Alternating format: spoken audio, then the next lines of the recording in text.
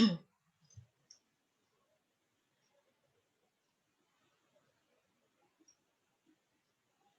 semua, perkenalkan, nama saya Revina Ramani Sahardianto, NRP 053119400046. Jadi, saya akan mempresentasikan tentang vulnerabilities in web application. Jadi, saya mengambil satu judul, yaitu input validation. Ini top 10 vulnerabilities in web application versi Cyber Army. Apa sih itu input validation? Sistem atau aplikasi apapun yang memproses data masukan perlu dipastikan valid. Ini berlaku baik untuk informasi yang diberikan langsung oleh pengguna dan data yang diterima dari sistem lain. Validasi dapat dilakukan pada banyak tingkatan, dari hanya memeriksa jenis dan panjang input, hingga memastikan bahwa nilai yang diberikan valid dalam konteks aplikasi. Dalam aplikasi web, validasi input biasanya berarti memeriksa nilai bidang input formulir web untuk memastikan bahwa bidang tanggal berisi tanggal yang valid, bidang email berisi alamat email yang valid, dan sebagainya. Validasi sisi klien awal ini dilakukan langsung di browser, tetapi nilai yang dikirimkan juga perlu diperiksa di sisi server. Jadi meskipun kita biasanya berbicara tentang masukan pengguna atau masukan yang dikontrol pengguna, praktik yang baik adalah memeriksa semua masukan ke aplikasi dan melakukannya hingga divalidasi. Ini bahkan berlaku ketika data berasal dari sumber yang seharusnya dipercaya. Tapi, mitra bisnis atau regulator dapat mengirim data berbahaya jika sistem sendiri telah disusupi. Konsekuensi dari input validation yang tidak tepat. Saat membaca kerentanan web, Anda mungkin telah memperhatikan bahwa banyak artikel memiliki akhir yang sangat mirip. Untuk mengurangi kerentanan ini, pastikan Anda dengan hati-hati memvalidasi semua masukan pengguna. Dengan mencegah pengguna jahat masuk ke string serangan secara bebas, Anda dapat mengurangi sebagian besar serangan injeksi, dari skrip lintas situs dan injeksi SQL hingga buffer overflows dan serangan entitas eksternal XML. Jika Anda melihat definisi CW20, validasi input yang tidak tepat, Anda akan melihat bahwa kelemahan ini dapat mendahului banyak kelemahan lainnya dan menyebabkan berbagai macam masalah. Meskipun validasi input saja tidak cukup untuk menjaga semua serangan, ini dapat mengurangi permukaan serangan dan meminimalkan dampak serangan yang berhasil. Alasan lain untuk divalidasi data adalah untuk memastikan bahwa aplikasi bekerja dengan benar dan memberikan manfaat maksimal bagi pengguna. Tanpa data yang tepat di tempat yang tepat, aplikasi mungkin memberikan hasil yang salah atau bahkan crash. Validasi input yang hilang atau tidak memadai juga dapat menurunkan pengalaman pengguna di level lain. Misalnya jika halaman pendaftaran gagal mendeteksi email atau nomor telepon yang salah, pengguna mungkin tidak dapat mengkonfirmasi. Jika data tidak valid lolos, validasi browser dan hanya tertangkap selama validasi sisi server. Pengguna mungkin perlu menunggu lebih lama untuk mendapatkan respon dari halaman. Bagaimana sih memastikan input validation yang tepat di aplikasi web? Secara tradisional, memvalidasi bidang formulir dan masukan lainnya diimplementasikan dalam JavaScript.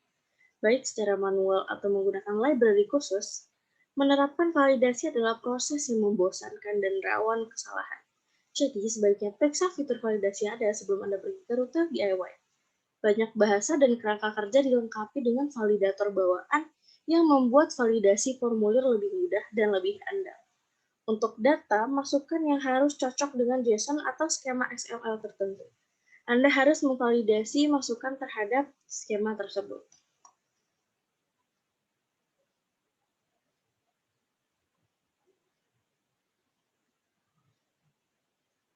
Jadi di sini ada fitur validasi HTML5. Spesifikasi HTML5 menyertakan fitur validasi formulir bawaan yang memungkinkan Anda menentukan batasan validasi langsung di HTML. Ini termasuk atribut bidang masukan seperti diperlukan untuk menunjukkan bidang yang diperlukan, jenis untuk menentukan tipe data, panjang maksimum untuk menentukan batas panjang, atau pola untuk menentukan pola ekspresi reguler untuk nilai yang valid. Spek ini juga mendefinisikan Pseudo-class CSS seperti valid dan tidak valid yang memungkinkan Anda menerapkan gaya berbeda bergantung pada hasil validasi. Fitur validasi formulir bawaan HTML5 adalah tempat yang tepat untuk mulai validasi data. Dengan hanya beberapa atribut tambahan dalam elemen HTML standar, Anda mendapat tipe dasar data dan validasi konten dengan dukungan lintas platform untuk menghemat banyak pekerjaan dan memberikan pengalaman pengguna asing. Untuk contoh mendetail, lihat artikel MDN tentang validasi formulir sisi klaim. Blacklisting versus whitelisting. Saat mendekati validasi input dari perspektif keamanan, Anda tergoda untuk menerapkannya hanya dengan melarang elemen yang mungkin digunakan dalam serangan injeksi. Misalnya, Anda mungkin mencoba melarang apostrofes dan titik koma untuk mencegah injeksi SQL, tanda kurung untuk menghentikan pengguna jahat memasuki fungsi JavaScript, atau tanda kurung siku untuk menghilangkan risiko seseorang masuki tag HTML. Ini disebut daftar hitam, dan biasanya merupakan ide yang buruk, karena pengembang tidak mungkin mengetahui atau mengantisipasi semua kemungkinan, masukan, dan vektor serangan. Validasi berbasis daftar hitam atau berbasis blacklisting ini diterapkan dan dipelihara, tetapi sangat mudah dilewati oleh attacker. Untuk masukan yang terdefinisi dengan baik seperti angka, tanggal, atau kode pos, jauh lebih mudah dan lebih aman untuk menggunakan whitelisting. Dengan begitu, Anda dapat dengan jelas menentukan nilai yang diizinkan dan menolak yang lain.